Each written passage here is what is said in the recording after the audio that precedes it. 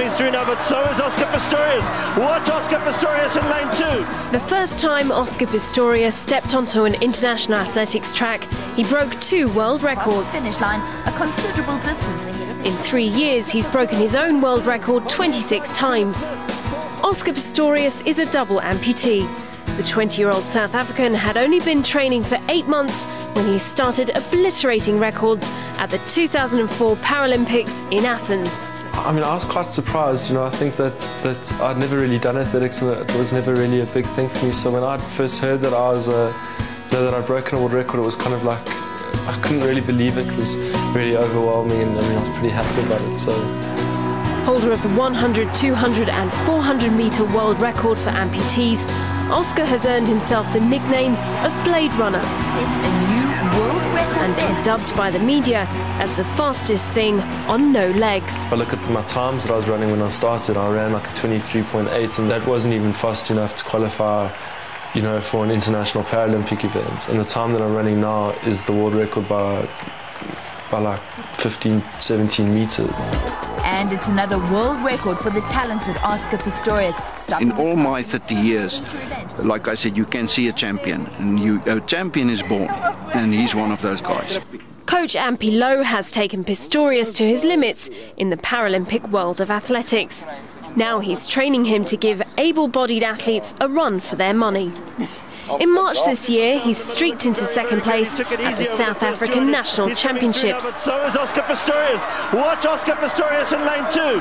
Alje Fonsail looking around, he's taking it easy, he's nursing his injury. But Oscar Pitorius, what a great run from him, and it's a good time for him. The podium placing has put some of his able-bodied counterparts, as well as their coaches, under a bit of pressure. Well, I was afraid. I must tell you, I was afraid for only one guy, and that was Oscar.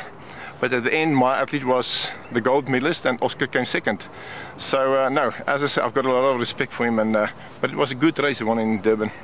My first able-body national podium finish. I mean, it was something I'd worked hard for. I think it was quite an interesting race this year, but it pulled off pretty nicely, so I was pretty happy about that. Oscar's best time is within a second of Olympic qualifying. His dream is to compete in Beijing. On the 400 metres, I'm lying 0.8 seconds off qualifying standard for South Africa, which is 45.5 seconds. I'm running 46.34. So in the next year, I've basically got to clock down 0.8 seconds to qualify for the 400. And he's working hard to get there. A rigorous schedule demands several hours of dedicated training every day.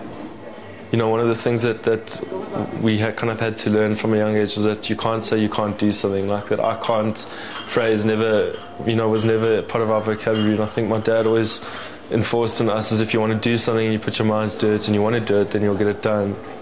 Oscar was born without fibulas. And when he was 11 months old, his parents took the agonising decision to amputate.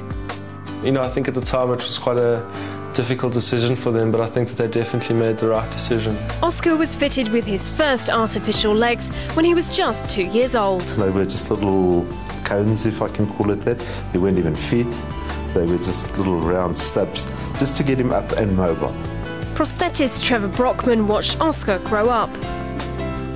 He's very mobile and very active, and if you look at photos of him through the years growing up, if there's a sport or an activity or whatever, he didn't stand back for anybody.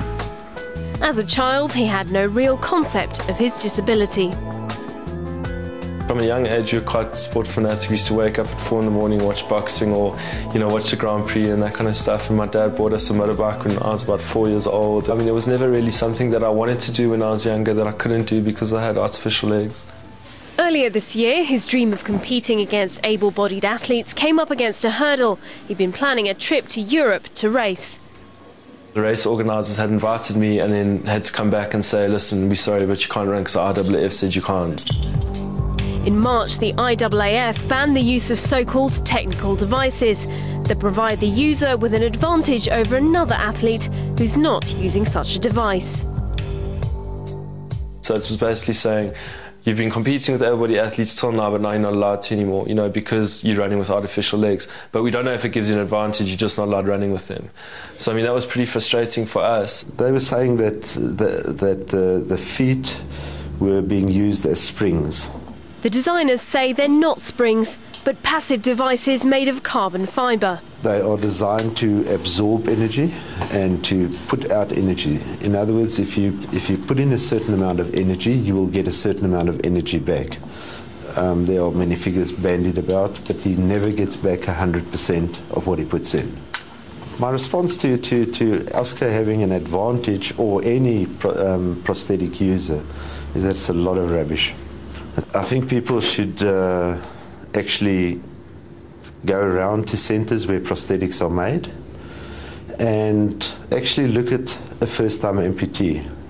Just trying to stand up, just trying to give one step without holding onto a crutch or holding onto somebody, and then reevaluate what they think. In a written statement, the IAAF said they wanted athletics competitions to be between human beings and not manufacturers. They also said that unless you ban technical aids, what is there to stop somebody showing up with a pair of roller skates or a bicycle? And for us, that was like, discrimination. I mean, with some of the comments that were made from the IAAF, we were like, sit back in our seats and we actually couldn't believe that they were saying half the stuff. But I mean, the one comment they made was, if they allow amputee athletes to compete in able-bodied events, then they might as well allow able-bodied athletes to compete with jetpacks on their backs. This prosthetic, this foot, has been around for 14 years. No athlete has even come close to qualifying for Olympic times or for the Olympic Games. So it's not like it's new technology or it's unfair technology. Trevor Brockman has worked with amputees for 30 years and says that Pitorius is in a league of his own. In my wildest dreams, I didn't think that any athlete would come close to what the able-bodied people are running. But it's only him, as far as I'm aware, at this stage in the world that is coming close to the able-bodied times. Nobody else. I don't think people realise how hardcore you have to train and how much you have to kind of do to be a professional athlete, and it kind of takes away from the ability of the training and of my talent as an athlete, and kind of as I said, kind of puts it on the prosthetic and says, well, that's you could cut off any guy's leg, put him on this foot, and he's going to run like awesome times. The IAAF took the arguments on board and have decided to allow Oscar to compete against able-bodied athletes in the British Grand Prix. They're trying to establish whether the blades give him a competitive advantage. I would like to see all the tests that they must still do on him. There was no test done ever. And I don't think there's not even one field in his technical running style that there is an advantage. We only got disadvantages. It's a little plus-minus sum, the advantages and the disadvantages. How do you determine what the loss is? That's number one. You must first determine the loss. Trevor believes the losses far outweigh any possible benefits. He doesn't have all the muscles that everybody else has. He doesn't have muscles in the feet. He doesn't have the arches of the feet. He doesn't have Achilles tendons, things like that, which are very important to sprinters. These are the things that the IAAF is looking into. They'll start by filming Oscar in a race. A special biomechanical camera will measure his stride and speed. From there, they'll decide on further research. Meanwhile, Oscar stays committed to his goals. Oscar Pistorius. Watch Oscar Pistorius in lane 2. I think if we work hard and consistently with the base that we've been working on the last year, and that baseline and the pinnacle that we're working for next year, I think that we can definitely make it for 2008 Beijing.